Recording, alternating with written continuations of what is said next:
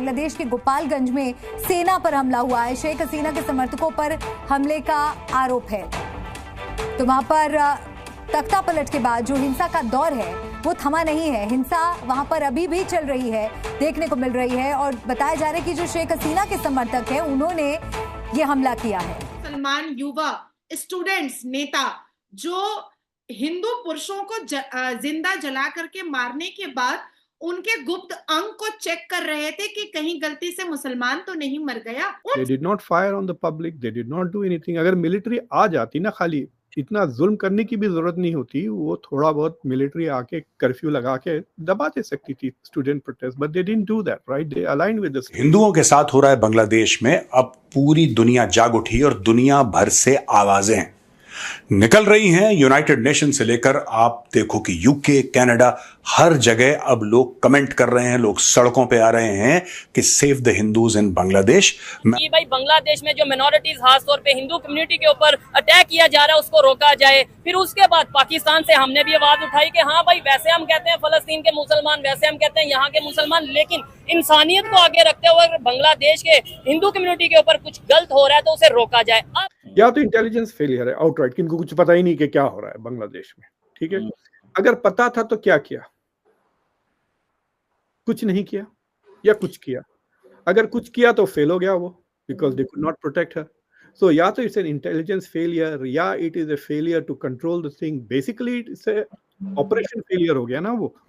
मेरा मन खट्टा हो गया, अब मैंने मुंह फेर लिया। अब आज के बाद मैं दोस्तियों की, देखिए बात दोस्ती तभी तक होती है जब तक किसी का हाथ दामन पे ना पहुंचे, किसी के कॉलर तक ना पहुंचे। हिंदुओं के साथ हो रहा है बांग्लादेश में, अब पूरी दुनिया जाग उठी और दुनिया भर से आवाजें निकल रही हैं। यूनाइटेड नेशन से लेकर आप देखो कि यूके, कनाडा, हर जगह अब लोग कमेंट कर रहे हैं, लोग सड़कों पे आ रहे हैं कि save the Hindus in Bangladesh. Gaza में एक बम गिरता है तो लगता है कि पूरा जो यूएन है उनकी किसी ने भैंस खोल ली हो, जमीन छीन ली हो, तब तो ऐसे छाती पीटते हैं।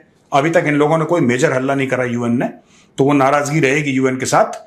दोस्तों, हिंदू एक्शन एक वॉशिंगटन बेस्ड एनजीओ है जिसने बोला कि स्पॉन्टेनियसली लोग वहां पे आ गए, वहां पे भीड़ इकट्ठा हो गई और हमने डेमोन्स्ट्रेशन ऑर्गेनाइज करा था। लेकिन हम लोग ये एक्सपेक्ट नहीं कर रहे थे कि there are so many people who said यार ये तो गलत हो रहा है हिंदुओं के साथ, वहां पे खड़े हो गए। और सिर्फ इंडियंस ही नहीं, वहां के जो लोकल्स हैं वो भी भारतवासियों के साथ, वहां पे जो एनआरआईज के साथ उनके खड़े हो गए और बोला कि नहीं साहब, बांग्लादेशी हिंदूज के लिए हम भी अपनी आवाज उठाते हैं। आपने सुना है बांग्लादेश में कि आर्मी के कॉलम निकल गए, आर्मी के कॉलम निकल गए और आर्मी में ये हो गया और आर्मी ने बोला कि नहीं बंद करो ये सब और हमें कुछ नहीं चाहिए, ये बंद करो, सब दंगा फसाद बंद करो। नहीं, सिर्फ मुंह से ये देखो गलत चीजें मत करो, अगर तुमने करा तो मैं छोड़ के चला जाऊंगा बस। मैंने मोहम्मद यूनुस यही काम कर रहा है, इसकी तरफ से टफ स्टेटमेंट क्यों नहीं आया? Why not a tough statement? I want it stop by tomorrow. मैं कल दोपहर 12 बजे का वक्त दे रहा हूं और कल दोपहर के 12 बजे जो मुझे दिख गया दंगा करता हुआ उल्टा टांग दूंगा उसको, और फौज को आप ऑर्डर दो, कैरी ऑन, फिर देखो मजे। नहीं, ये चलेगा, धीरे धीरे चलेगा चलेगा चलेगा, और जब शहरों से बंद हो जाएगा ये फिर गांव की ओर तेजी पकड़ेगा जहां पे मीडिया नहीं है।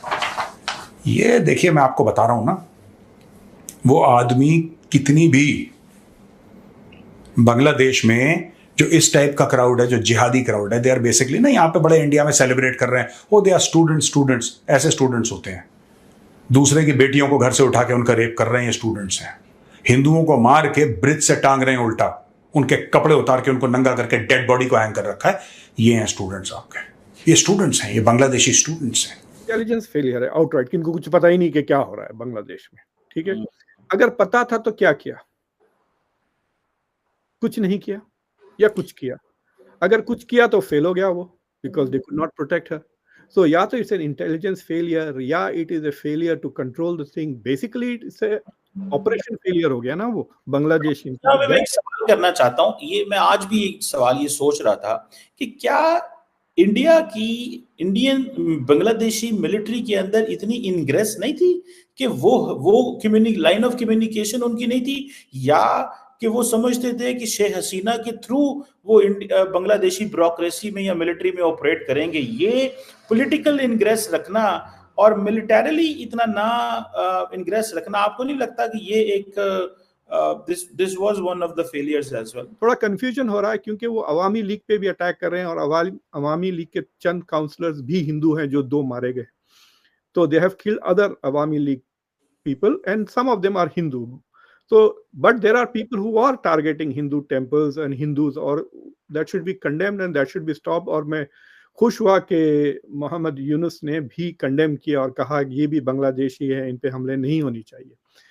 बट हैविंग सेड दैट, इससे पहले जो वायलेंस हुआ 2021 में हुआ था, जब नरेंद्र मोदी जाके टेम्पल्स का दौरा किए और टेम्पल्स को रिपेयर करवाई शेख हसीना.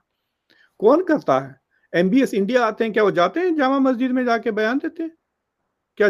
इंडियन गवर्नमेंट जामा मस्जिद को धोकर रिपेयर कर रही है ताकि MBS आ रहे हैं या यूनाइटेड अरब एमिरेट्स के शेख आ रहे हैं? They don't do that.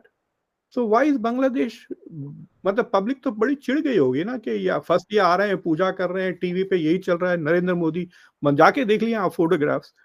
तो उससे पहले जब हुआ था, बाबरी मस्जिद के वक्त हुआ था, जब बाबरी मस्जिद तोड़ी गई तो हजारों मंदिरें तोड़े गए बांग्लादेश में. So there is a resonance to this. तो जो हिंदुत्व पॉलिसी है दैट इज थोड़ा बहुत इरिटेट कर रही है मुस्लिम्स को in South Asia, especially Bangladesh. The only Muslim country जहां मोदी के दीवाने हैं वो पाकिस्तान में है. वो जरा आके यहाँ रहे, थोड़े आपकी लिंचिंग भी हो तो फिर पता चलेगा. बिरयानी बनाए, गाय की बिरयानी पकाएं ईद पर, फिर देखें आपके घर में घुस के आपको लटका देंगे ना जब पता चलेगा. जैसा अभी बांग्लादेशी वहां पे गाजियाबाद में मार रहे हैं, वहां पे वीडियोस देखें आप. बांग्लादेश दे आर सेइंग कि बांग्लादेशी है, हालांकि है वो इंडियन मुस्लिम्स, गरीब लोग, उन पे हमले हो रहे हैं. So the point is कि there is an anti-India sentiment because of Hindutva already है in some segments. अब because इंडिया ने शेख हसीना के साथ इतना openly close आ गया, इसलिए मैं हर शो पे कह रहा हूँ India should not give Sheikh Hasina political asylum.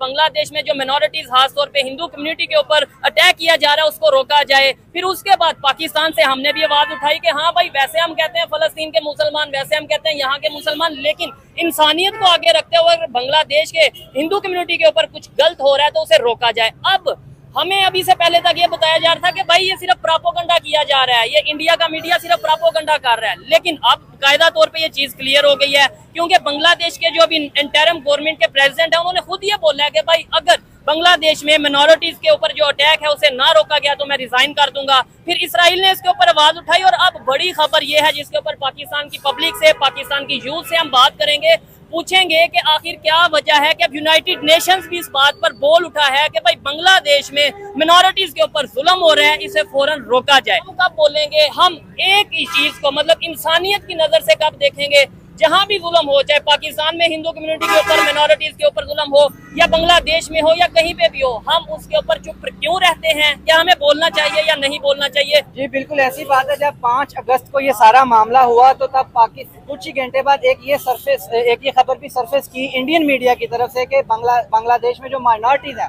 खासतौर पे हिंदू कम्युनिटी है, उसको लेके बहुत ज्यादा अटैक किए जा रहे हैं, उनके टेम्पल्स को आग लगाई जा रही है. बल्कि ये भी आया कि उनके कुछ क्रिकेटर जो हिंदू हैं, जैसे लिटन दास, जो के बाद में शायद पता चला कि वो मुशर्रफे का जो उनका घर जलाया गया. अच्छा। तो पाकिस्तान के मीडिया पे ये पोर्ट्रे करना शुरू कर दिया गया कि मामला कुछ और है, इंडियन मीडिया इसको कुछ और रंग दे रहा है, प्रोपेगेंडा कर रहा है और बात को कहीं और तरफ लेके जा रहा है. ठीक है, लेकिन ये है कि सच कितनी देर छुप सकता है? वो हकीकत सामने आ गई जब उनके बांग्लादेश के अपने प्रेसिडेंट ने ये बोल दिया कि हाँ मिनोरिटीज के ऊपर अटैक हो रहा है और इसे फिलन फोर रोका जाए. मतलब ये चीज हम हमेशा हर चीज इल्जाम लगा देते हैं, ये इंडियन मीडिया का ये एजेंडा है, प्रोपेगेंडा है.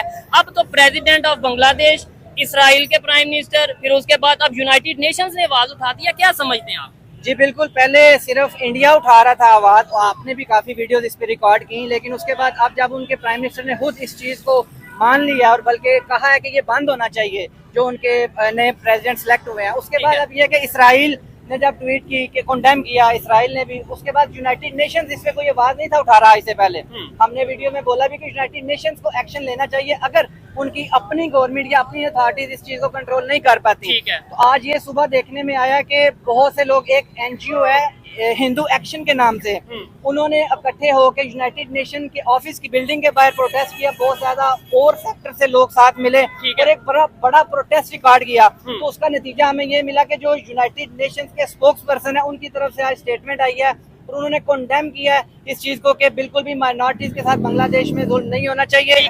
तो देखा दोस्तों, पाकिस्तानी भी मान रहे हैं कि बांग्लादेश में हिंदुओं पर अत्याचार हो रहे हैं, और भारत तो पहले दिन से ही कह रहा था, अब यूएन में भी मान लिया है कि हाँ ठीक कहता था भारत की बांग्लादेश में हिंदुओं पर अत्याचार हो रहे हैं। और उनके नए प्रधानमंत्री ने भी कहा है अगर हिंदुओं पर अत्याचार बंद नहीं हो तो मैं इस्तीफ़ा दे दूंगा। और इस तरह की वीडियो देखने के लिए हमारे चैनल को सब्सक्राइब करें, वीडियो अच्छी लगे तो लाइक कर दें।